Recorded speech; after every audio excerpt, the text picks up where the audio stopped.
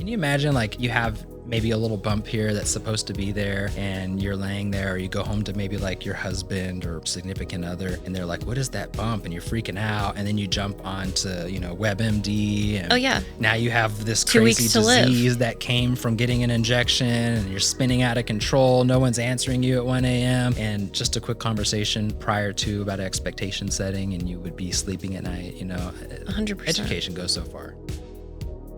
Today's guest is someone who brings a powerful mix of leadership, strategy, and grit to everything that he does. With over 20 years of experience in sales, management, and customer service, Patrick has led 5 high-performing real estate teams across the country and built a reputation as a results-driven leader who knows how to grow business and develop people. He later stepped into the role of an executive business coach, helping entrepreneurs unlock their full potential, which eventually led him into the world of aesthetics. Today, he is the chief of operations for Texas's fastest growing med spa and plays a key role in building systems, scaling operations, and creating an amazing client experience. Patrick's people-first approach combined with his deep knowledge of business makes him a true force in the industry. We are so excited to be talking with Patrick Hammond from the Injection Room.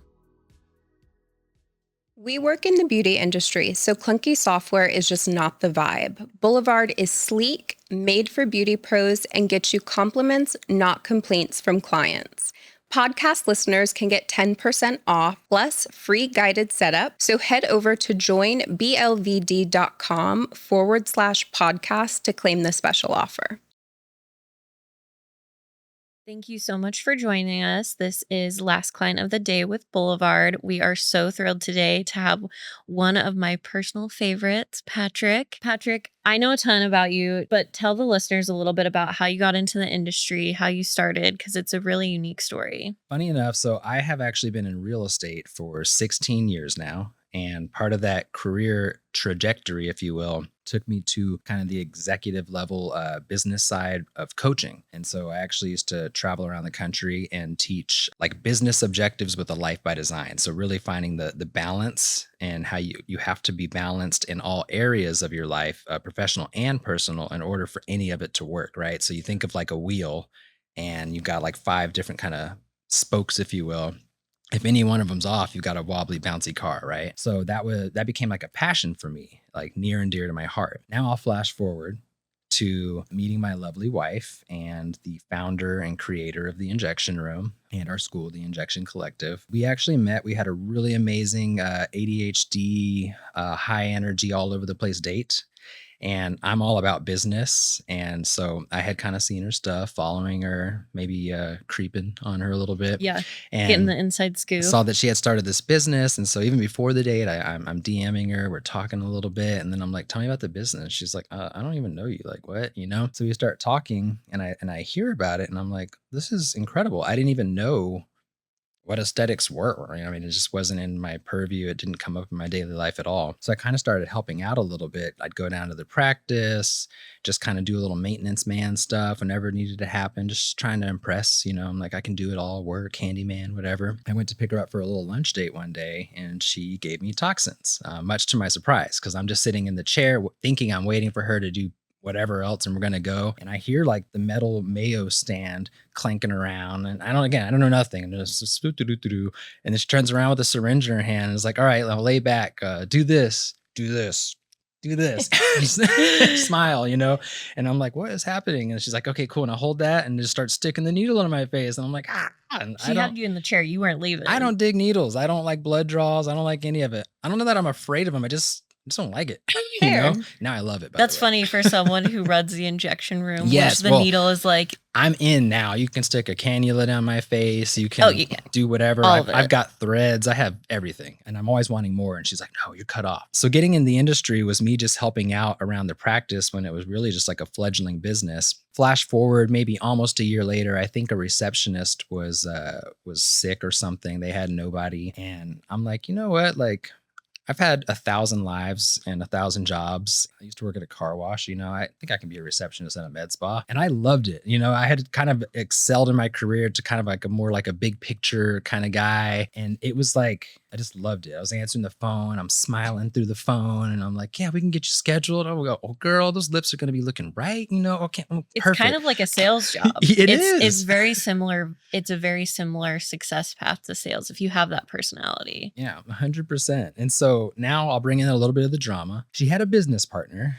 not the 50-50 kind of stuff. And I saw your face, right? So like, you hear the stories and sometimes it's like, ooh, partners, no, there can be great partnerships, which I think is evidenced by Andy and I now, right? Because we're really walking the tightrope, marriage and partnership. Yeah, literally like full in every aspect partnership. Things aren't working out at all. She had been talking about stories. I had been giving like my coaching advice over that time. And I'm like, babe, everything I'm hearing all the time, I know this person's a friend to you and so on and so forth. But like, I think they probably have to go. And it was really hard, but finally something big happened and she was like, okay, this got to go. So I'm like, look, here's the deal. Let's get her out of there. I'll step in. I'd love to come work. Maybe I'll hang out. For me, I was thinking I'd be there for maybe 2 weeks. My goal was to really look at what the other person wasn't doing and the business side of it. And don't get me wrong, Andy's a brilliant business person and she just has a mind for it. Yet at the time, she was on the artistic side. So she was really the injector, bringing in the business, doing an amazing job. And the other person was supposed to be doing the minutia, that kind of stuff. Well, I started finding little holes and plugging them. It was cool. I was going to hire a manager to replace the partner and I was going to go back to my life. I never left. That was 5 years ago. You're still doing it every day. Yeah. I fell in love with the whole thing and like it really touched on everything. It really touched on like the ADHD qualities that I have because I've got these injectables over here. I've got inventory over here. I've got numbers over here. I've got QuickBooks. I've got EMR systems. I've got just everything. And then girls running around and injecting and patients coming in and out. And I'm like, this is amazing. So yeah, never left. Started to look at the business as a business and see it for what it really was. I've learned in my time now that all businesses are the same, frankly, whether it's real estate, concrete, whatever, it's the same. I just wanted to grow the business. I saw it for what it was and what it could be. Saw the opportunity that there was something to be made there. Yeah. I think we see that too so much with the different industries we work with. Like Jada and I both come from med spa, but you see it across all beauty businesses that we work with. It's some of those foundational things are the same across all, whether it's barbershop, salon, med spa, whatever it may be. And like you were saying, real estate, sales. You've got to find a client or a patient. You've got to treat them well and have a great experience and keep them coming back. And you have like a product, to sell, whether it's a home or whatever it is, it is all really good lips. It's all it's all the same. You're improving the face card. And so that's how I got into the industry. And I really knew nothing at all.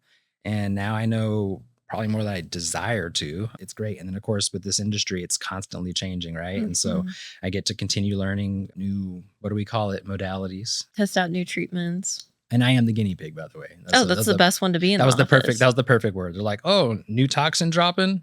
Stick it in my face, whatever. Yeah, I'll test it out. Here I am. Don't quality control right here. Don't drop my brow. Yeah, exactly. The injection room has built a reputation not only for excellence in service, but also the strong commitment to education. Why do you feel like that's such an important pillar to your business? I love that question. And I'm going to give you a couple of answers here. And I love, you're going to hear me sprinkle my amazing wife, I guess my mentor in a sense, into this entire thing. Education, first of all, if you heard from my coaching background, right, that's huge for me. Knowing everything about what you're offering is super important. And not just to make a sale, but to really educate everybody. And so when I talk about education, I think it's important that, of course, the injector be educated on the service that they're providing, right? We don't want to hurt anybody. It is a medical treatment after all. I think it's important that the patients are educated. And I think that helps to limit horror stories, late night phone calls and text about totally normal things that are expected. Just a little bit of extra step in education is big there. And then the part that's near and dear to my heart right now with, the explosion, right, of social media and opinions and misinformation and trolls, educating your audience. at all turns. And so the power of social media with that. And so not just when they're in the chair, but whether it's educational videos, before and afters, talking about all of the different products and like what the steps take, that's huge. The social media part of it's huge to me because I am tired of the trolls, you know? They're going to be there. It's a way of life. Yeah. I just don't like it when someone has perfectly great treatment. Maybe the patient wasn't educated properly on the process or what to expect, and they're in the healing process, and they take to social media to complain about something they weren't educated on. Cue the trolls. They jump in. Oh, I know. I can't believe they did that to you. You've been botched. This is someone that's never had treatment. In fact, they don't even have a profile picture. You know, it's like James 57639, and they're just commenting about how terrible it is. And they go on. Then you have a viral post, and then your business looks bad. Obviously, we've been through this. Speaking from experience, we've had the 1 million view thing go off about nothing. We've had the patient that absolutely had a cold sore that was an occlusion. No, not an occlusion, honey. Not an occlusion. Back on the education piece too is like when we bring anybody on, and when she was like 100% full-time injecting, we really built the entire practice on that education. So we had full in-house training. We've always encouraged to go learn from other injectors, doctors, surgeons, NPs, whoever's skilled in their area. We bring them in, fly them in, we send our girls to these trainings. But more importantly, it's like a community and a culture, right? And so when they would come on board, we really see who's going to excel, because someone will sit in their room and wait for a patient while the other ones are trying to jump in and just stand in shadow Andy injecting, or shadow any of our top producing injectors just in there. So we built this whole culture around it, and you can see it. And so we encourage it. So like, don't worry, nobody's just sitting there waiting. There's some gentle nudging like, hey, you should go check that out. You know, they're doing something you've never seen before. And it goes a long way. But I think it's most beneficial at the end of the day, right? For the patient safety, all of that. But it's the mental aspect that I think we're preventing. Because can you imagine, like, you have maybe a little bump here that's supposed to be there, and you're laying there, or you go home to maybe like your husband or wife for that matter, significant other, and they're like, what is that bump? And you're freaking out. And then you jump onto, WebMD, and now you have this crazy disease that came from getting an injection, and you're spinning out of control. No one's answering you at 1 a.m. And just a quick conversation prior to about expectation setting, and you would be sleeping at night. 100%. Education goes so far. 100%. I think when you have well-informed clients, that can be so critical, not only for the service, but your relationship with the client, right? Like we just shared, I think we've all Googled our symptoms on WebMD and been scared to some point where we're panicking. So very easy to see from the client's perspective as well, how that can kind of spiral. Oh yeah. And it does. Yeah, and I think that's the number one factor for effective upselling is education. If you're providers, if you're front desk, if everybody knows the treatments, pre and post care instructions, what to expect, whatever it may be, like I want whoever's at the front desk greeting clients to know, hey, you can't work out for 48 hours after your tox treatment. And why, Yeah, exactly. Exactly. Because I'll do it anyway. Actually, realistically, clients want to know at the time they schedule, what can I not do and what can I do after this treatment? But yeah, you have to be able to educate the client on what to expect outcomes, because then it avoids that negative client interaction or experience where they're like, I'm dying. My lip filler feels weird, but it's all expected. One of my funny expectation settings that I've heard the girls do, and I wish I was responsible for it because it's just so off color, if you will. Vulgar even, and it's after you get your lips done, no straws or anything else for 24 the hours. Nothing else. The eyes are needed to know nothing else. And nothing else. Mm-hmm. Nothing. No, I think that's something that really stands out about your guys' business model is the sending and providing that level of education isn't something that's super common, especially with smaller med spas just starting out. They fear that if they spend a lot on an injector's training that they could potentially leave and take that knowledge somewhere else, and then they're out that money. But I think from everyone that I've seen experience-wise, spending on education is worth it. Yeah, absolutely. And you said something earlier, just was near and dear to my heart, which is why I clapped. Obviously I have a background in sales, and what I've learned in my career is that you don't sell anybody anything. You find out what it is they need and you provide that service to them. And yet education is it. So when I talk to them, especially our newer injectors, it's like, no, don't sell this. Like, don't sell something to them. Have a conversation with them. And when you're educated, you can conversationally, express all of the information, and they're going to arrive at the conclusion themselves. And so you've got to be educated in order to get them to their proper goals, or even set a treatment plan in place. Another important piece of everything is like the Wild West. I'm sure you guys have heard this before. It's the Wild West in this industry. And It is. It does vary state by state. I literally live in Texas, right, which, was or is still considered like the Wild West, right? And it is. We're actually a pretty heavily regulated state compared to some others, and yet they kind of missed the mark on some things. I'm not going to put anybody down right now because I don't necessarily believe in this. I'm a person that went to college for 90 days and dropped out and still succeeded. So anybody can learn anything from anywhere they go. And where I'm going with this is in Texas, you can be literally nothing. You don't even have to be an esthetician, and you can stick a needle in someone's face and put filler in. As long as you have a medical As long as you have a medical Yeah, director. that's how Idaho is too. And yet there are many that don't even have that, right? And so we've got a lot of fly-by-night places, and the places that do have an MD at very least, and yet no other qualifications whatsoever. And that lack of education translates to more problems for the industry. So there you have this person that decided to pick up a needle 2 months ago because they can. Now this person has a bad taste in their mouth about the experience they had. They don't want to go back anymore. You've just ruined it for everybody, and that's terrible.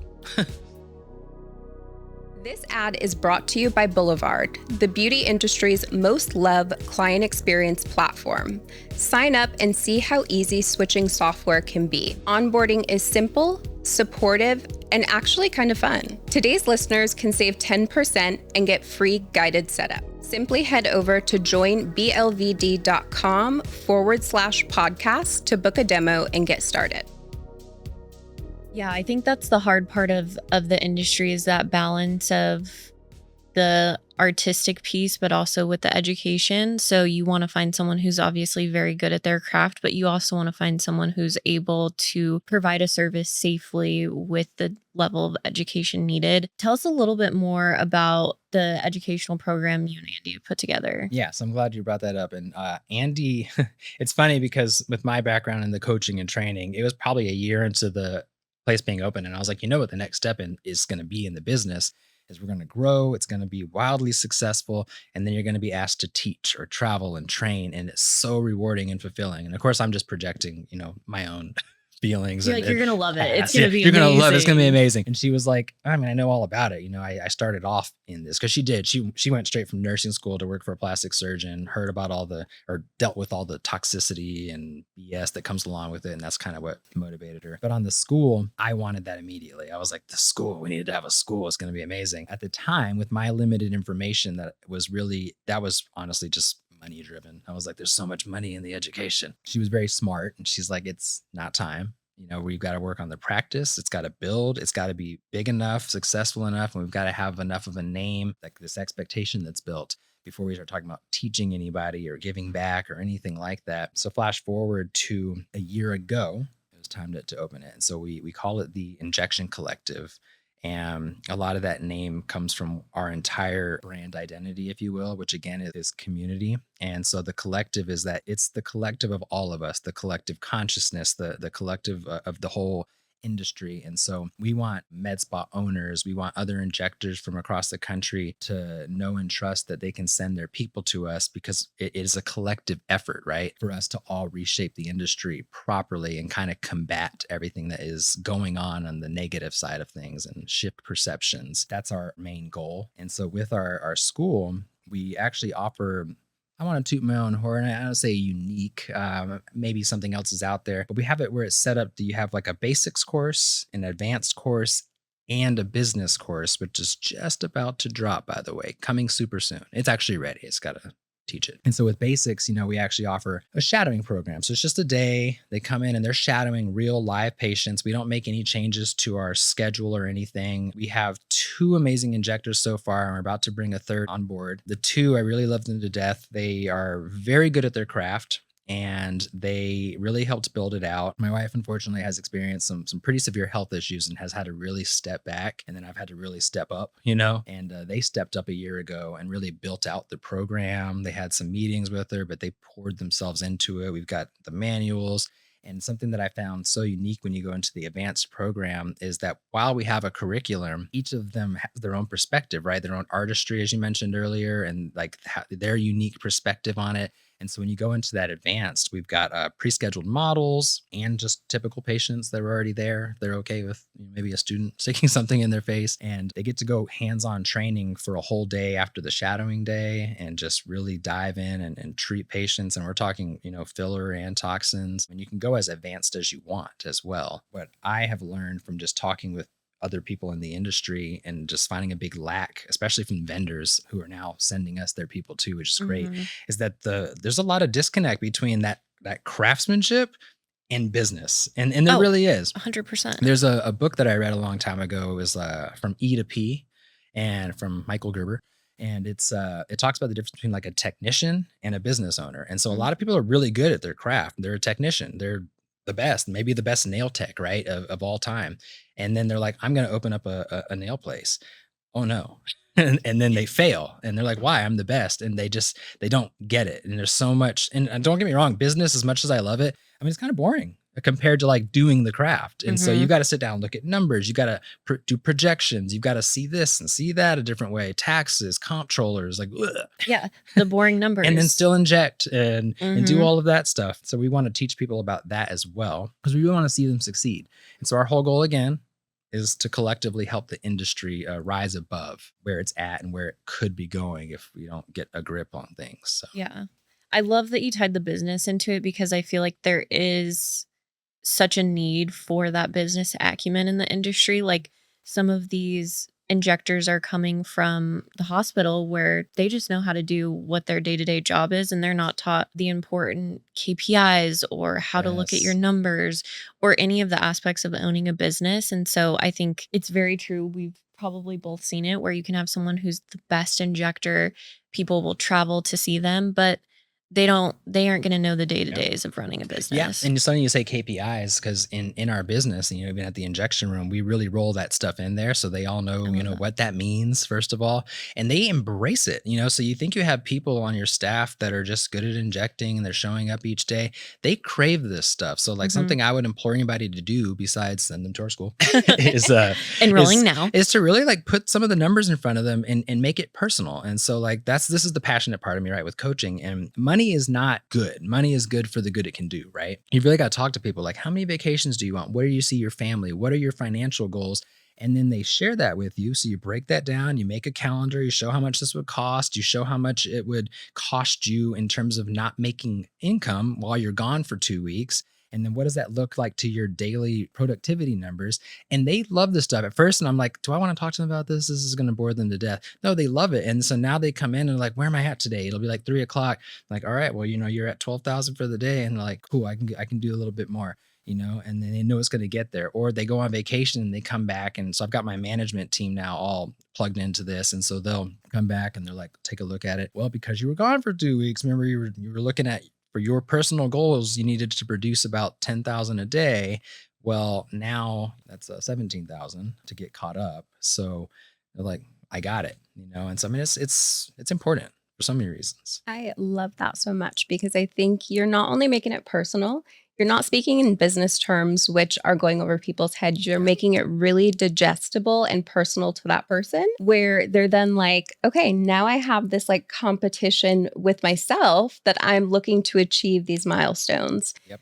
Because there's nothing more rewarding than like hitting those goals or coming back from vacation and being like, okay, now I know what I got to do. And having somebody on your team who supports you, but is also presenting that to you like, okay, this is how we're going to do it. Yeah. And that's the healthiest way to look at it. You can go cliche, right, with the isms and whatnot, but like it is, you're really in a race with yourself, right? You're competing against yourself, and your goal should just be to be, 1% better, right, each day, but really focusing on them. And like, that's what I think has helped drive our success. And what I hope to see drive the success of other practices is like family element and like caring about them, knowing about their family, and like, why are they working? Like, why are they seeking money to begin with? Like, what is it really for? And a lot of people don't know that. Like, what's their long they term? have a goal. They're like, I want to make $200,000 a year. And it's like, okay, well, why? Because It sounds good. Yeah, sounds nice. I'm like, well, do you own a house? Not yet. Okay. All right. Well, how Do you often are you want to? vacationing? I haven't been on one in 2 years. Okay. What's important to you? How old's your kid? Do they want to go in private? All the stuff. And they start to think like that. And then they show up with a different motivation and a why. Mm-hmm.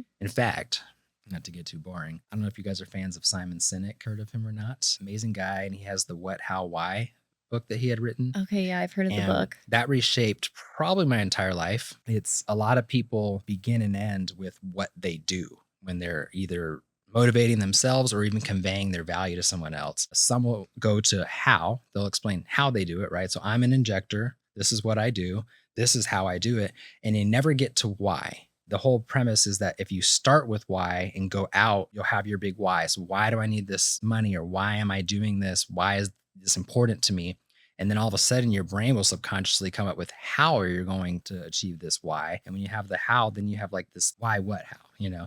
And so you start to really shape it out that way, all from beginning with why. And so I want to help everybody really understand what their why really is. Well, that's such a lever for success for your guys' team, to have somebody who can actually sit down with them and say, what do you want your life to look like? What do you want your work-life balance to be? How do you see that recognition of doing a good job? I think that's something that in the healthcare industry, it's hard because you're really just, if you have a role at a hospital or whatever it may be, you get your hourly pay, maybe some bonuses. But when we go into the world of self-care businesses where there is commission, there is some sort of KPIs being measured, sometimes like sitting down and asking your team on an individual basis, like, how do you receive recognition best? Do you want financial recognition?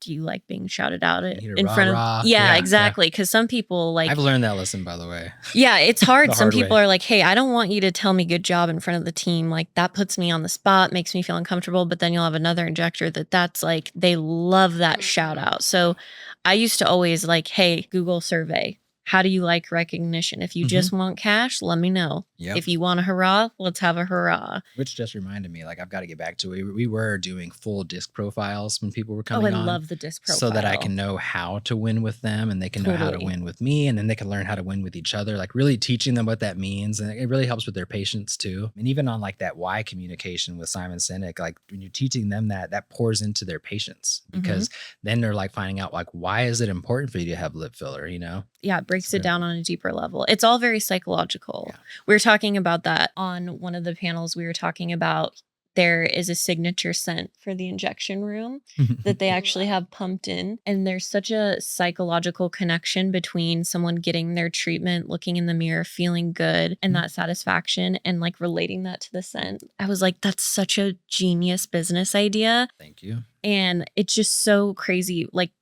how the human brain works for when, we are wanting to feel that confidence or that satisfaction, and how that even relates to just a scent. It's funny because where that came from is, of course, Andy. So what you'll notice in anything is that my wife, she is a visionary, and some would describe me maybe as like a visionary strategist. I don't care about the visionary part. What I do care about is she's got ideas on ideas on ideas, and then I've got to execute them, which sometimes annoying because it's like, I'm like, hey, as fast as you say the idea, I need you to understand that it might take weeks to implement it. So like, chill.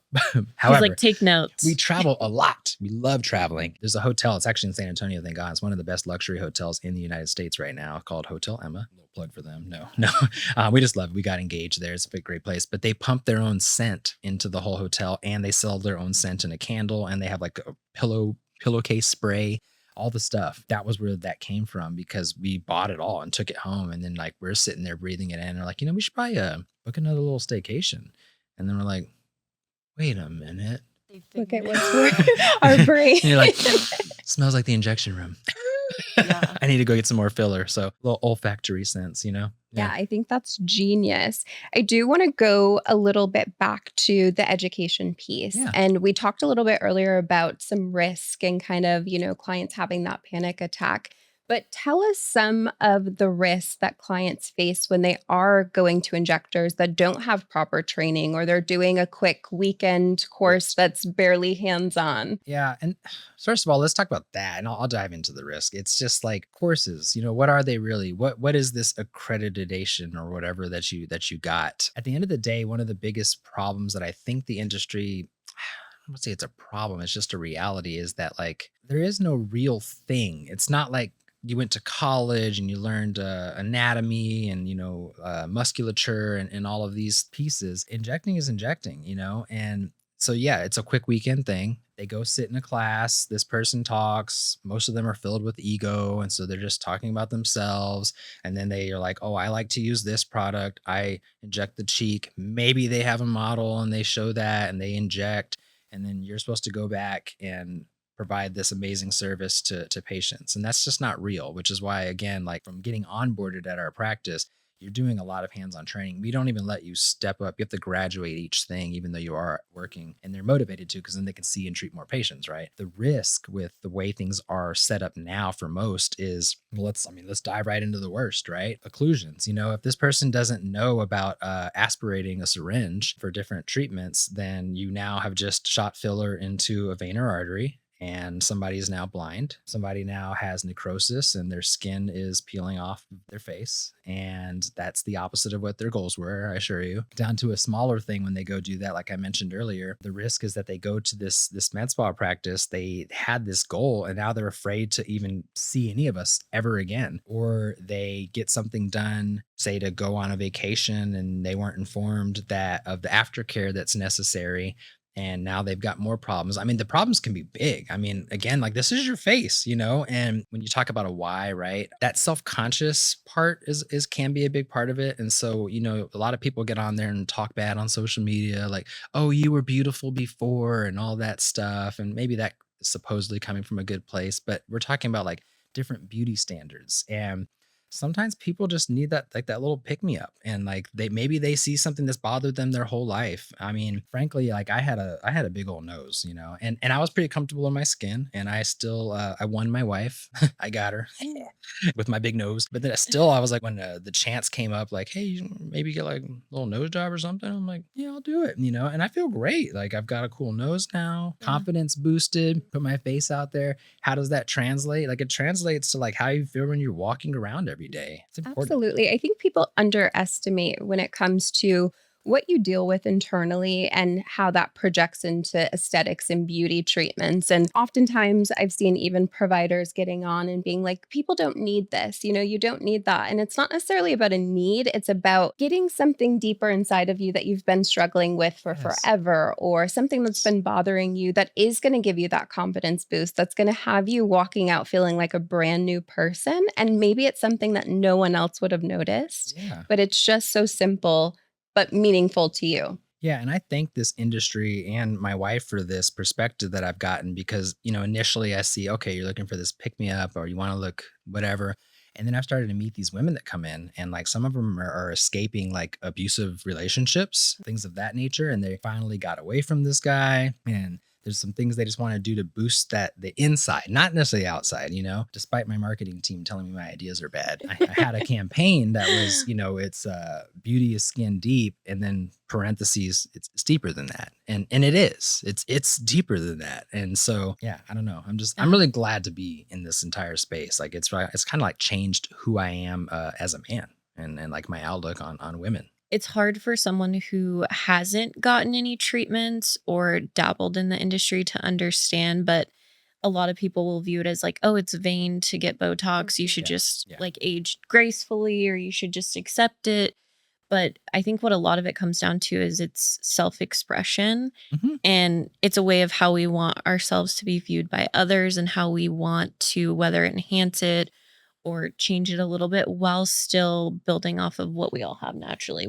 That's not the goal. Is like when you say the need and like the want type of thing, like, and then people commenting like you didn't need that, and this is where the beauty standard one comes.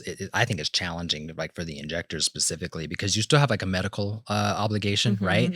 To where there is a line, and we have to draw it, and we have to turn people away sometimes. And yet other people, their goal might be these super pronounced lips, obvious features. Some of them are seeking the obvious, they want the biggest popping cheeks, biggest lips, and like that is their standard of beauty. That's their goal. As long as we're not overdoing it medically, who are we to say that was too much, like in terms of what they're seeking? And then you have the others that come in that are like, I want to look all natural. And of course it's like, well, If it was all natural, you wouldn't be here, but we know what you're saying. Subtle, we want the subtle. I find interesting now too, when we're looking at the shift and we talk about education still, right? Like it's important to stay educated on what's coming around the bend. It's important to stay educated on what's being offered too.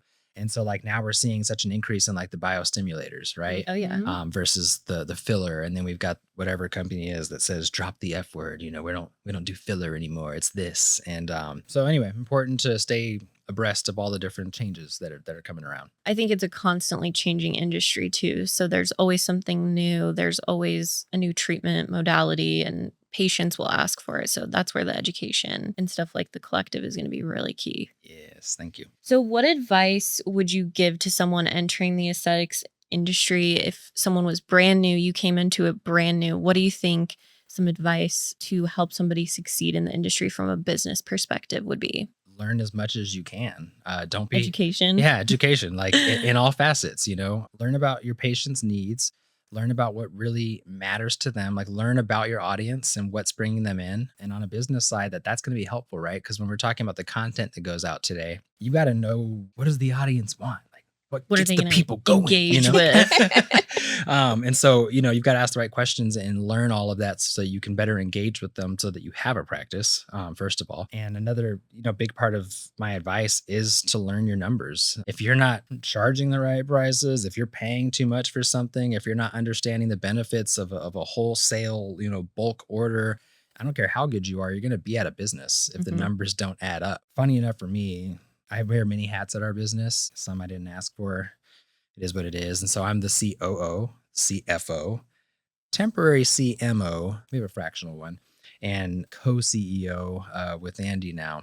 I guess I would encourage people to wear all of those hats at least once. I'd like for them to, maybe learn what it's like to be the receptionist, learn what those conversations are like. I think you should kind of do every little part of your business, especially if you're just starting out, so that you know from beginning to end what that process looks like. And you could provide a better experience for your patients that keeps them coming back. Because again, you could be the best at what you do. And if you have this like boring, monotone, not happy to be there receptionist, like that's actually the first person. In fact, I don't even like calling them receptionist. I learned this from the real estate industry, but we call them dofies, which is director of first impressions, because that's what it really is. Like that's the first impression of your business. So make sure you have the right team, make sure you have all the right skills, and you know how to really execute from beginning to end. Well, looking ahead, how do you hope that the injection room and the injection collective will help shape the future of this industry? I like to think that we're already doing it. Just the biggest thing is impacting our community. From the injection room side of that question, impacting the community. So to make that big impact, make sure we're giving back to our community, the cities that we're in, the people that are coming in, our patients, not just to build like a name for ourselves, but to build like the right name for ourselves. We want people to just be happy and healthy, really. And from the collective side of things, we want to spread that same message, that same vibe, if you will, across the country, across the world for that matter. Why have a limited mindset? We want everybody to operate this way because we've seen success with it, exponential success, and we continue to grow and our numbers continue to improve. And the reason the numbers are so important, right, is because that allows us to continue with that mission.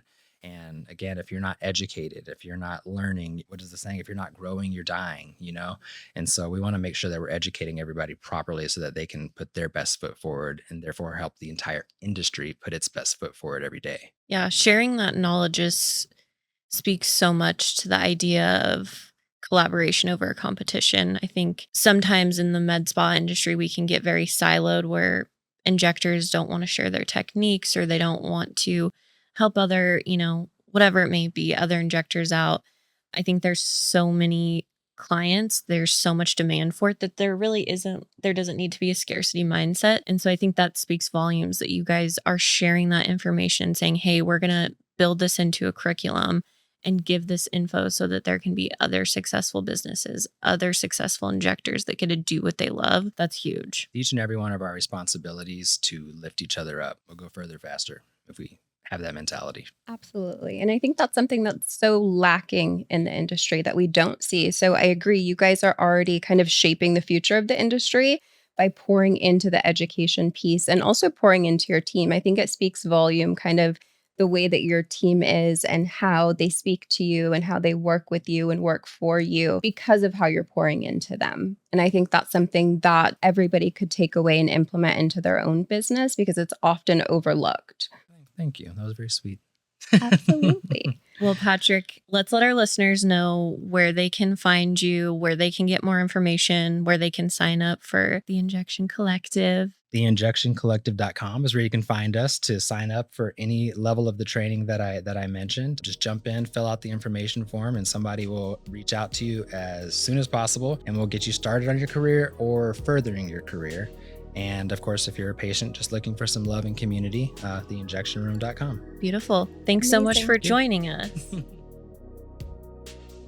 Are you a beauty pro who loves what you do, but not the admin part? Boulevard's got you. From seamless online booking to streamlined workflows and built-in revenue boosters, Boulevard is the easy-to-use platform that works as beautifully as you do. For tuning in to today's podcast, you can save 10% and get free guided setup. Head to joinblvd.com/podcast to learn more and get started.